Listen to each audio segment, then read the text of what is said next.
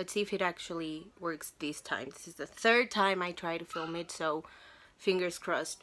Hello everyone, it's Paola and today I'm doing the BookTube Oldie Tag. This tag was originally created by Monica, so I will leave her channel and her video linked down below in case you want to check it out. And I will also leave a Sarah's video from Sarah Without an H, who is the person whose video Oldie Tag I watched. That was very long-winded. But anyway, and also because Sarah is low-key the person that made me want to create BookTube videos. So anyway, let's get started. First question is, how long have you been a part of the BookTube community? So I started watching BookTube videos in 2016-ish, maybe a little earlier, but I'm pretty sure it was 2016 because it was after the Shadowhunters series premiered, and I watched someone's interview with the cast and I was like, oh my god, I cannot believe that people are on the internet talking about books. This is so cool. And then I started making videos in 2017. So that was 3 years ago exactly, because today marks my anniversary of me posting my BookTube newbie tag. It's actually the second video that I posted because the first one I think was a top 5 Wednesday. But I wanted to post this video on the anniversary of me posting my BookTube newbie tag because now I'm kind of like an oldie, sort of, maybe, I don't know, 3 years is not that long compared to how Sarah has been on here or Ashley has been on here. I know people who have been on BookTube since like 2013, 2014. So, you know, I still consider myself somewhat of a newbie, but also somewhat of an oldie. The second question is, what was your biggest misconception before starting BookTube? I genuinely thought that this was like the most inclusive community that I could have ever found. I thought it was like the perfect little corner of the internet where everyone was welcome and everyone would, you know, just talk about the books that they liked, talk about the books that they didn't like.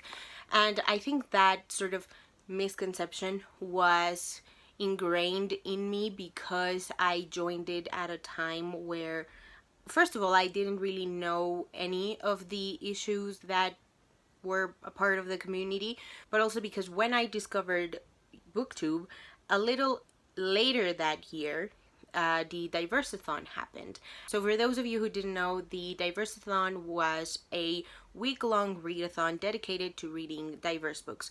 Any kind of diverse books. They could be racially diverse, sexual identity diverse, gender identity diverse, neurodiverse. You could read anything and everything that you wanted. It was hosted by Whitney from Witty Novels, Christina Marie, Joss, and Monica.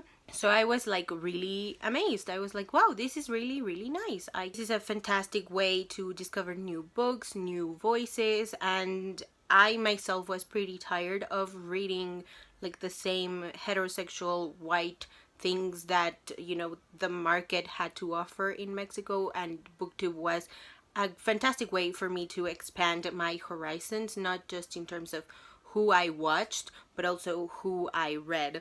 So I just thought it was the most amazing, perfect place in the corner of the internet. So I started following them on Twitter, and that's when I started to see that the community was not perfect in the slightest. It's actually super far from perfect. And yeah, this community has a long way to go in terms of listening to other voices, particularly people of color and Black and Indigenous folks. Question number 3 is, how do you think BookTube has changed since you first started?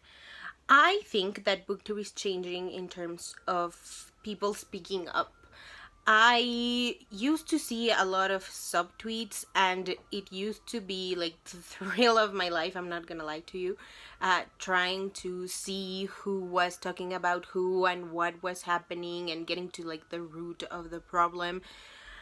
But it was very annoying because, you know, you didn't know, or well, I didn't know who I was following. I didn't know if I was following the right people. I didn't know if I was following like closet racists. I didn't know anything, and I really had to like dig deep into the subtweets, and I think now people are more outspoken. People are calling out other people, rightfully so, and I love that because this world needs accountability on every single level.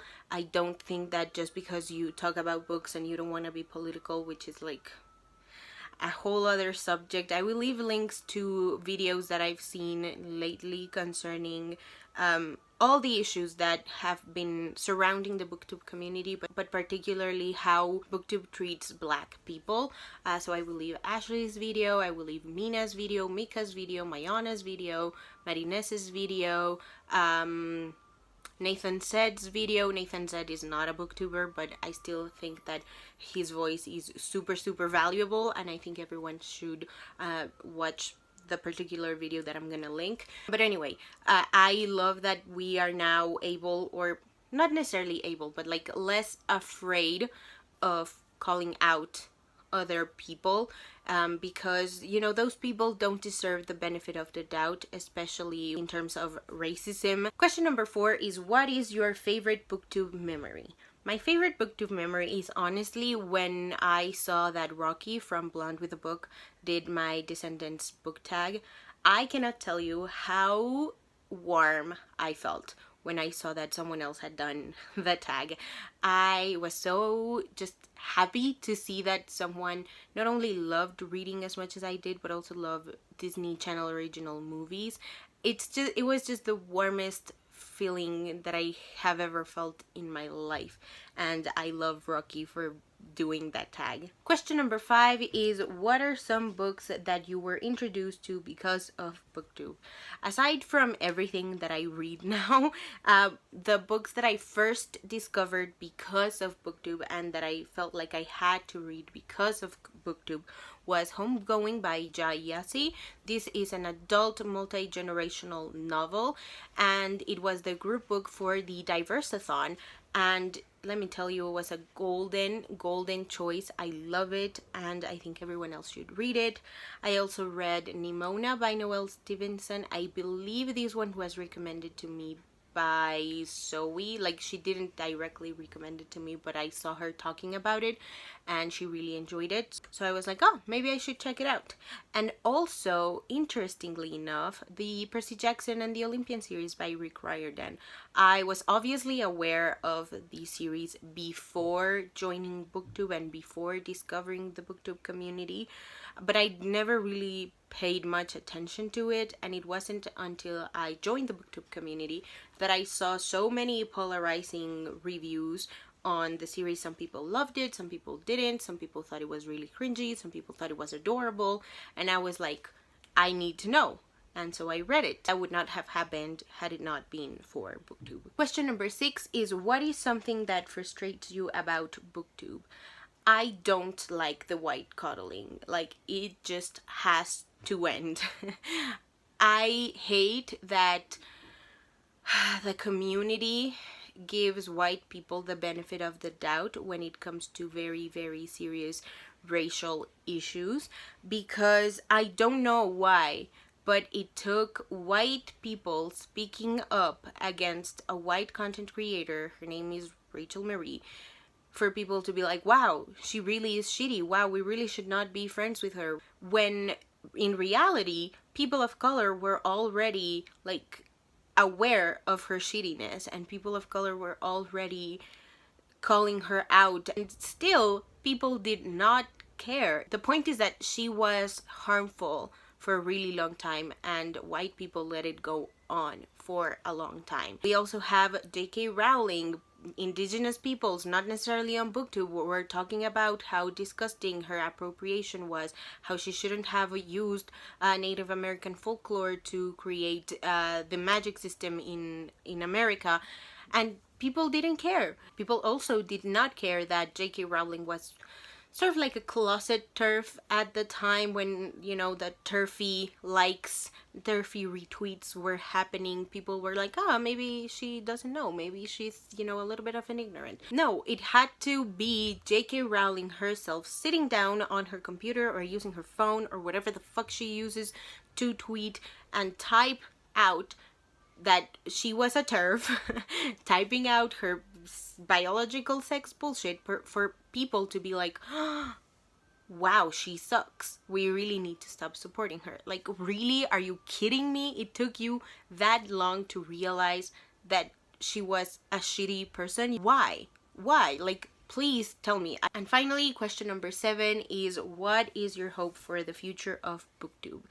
I hope BookTube is more welcoming of new voices. And by that, I mean that we need to be better in terms of supporting new voices, particularly marginalized new voices, and we need to stop giving people the benefit of the doubt when it comes to racism, because it is literally deadly. So that was it for today's video. Thank you guys so much for watching. I really wanted to make this video. I just didn't know when it would be a good time to post it, because I hadn't really remembered the questions that were in it, and then I saw the questions and I was like, well, great, this is a great opportunity for me to not only celebrate me being 3 years here, highlight how much I love the community, but also highlight the things that this community needs to do better. So I hope you guys enjoyed this video. Let me know in the comments below what are your hopes for the future of BookTube, and if you haven't already and would like to,